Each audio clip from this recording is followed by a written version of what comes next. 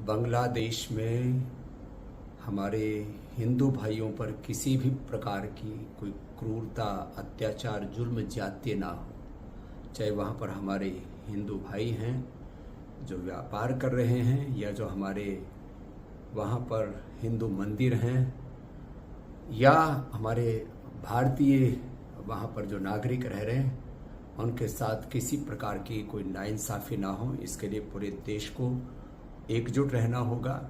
और पहली बार मुझे ये देख करके प्रसन्नता हुई कि पूरा विपक्ष सरकार के साथ है, और यही भारत की नीति होनी चाहिए।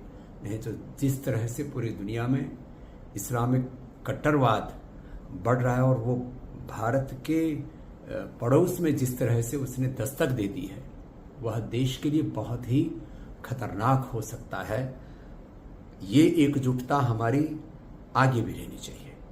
कोई यहाँ पर आरक्षण के नाम पर, कोई जाति के नाम पर, कोई अलग अलग प्रकार के मजहबी उन्माद के नाम पर देश को जो बांटना चाहता है, ये ठीक नहीं है।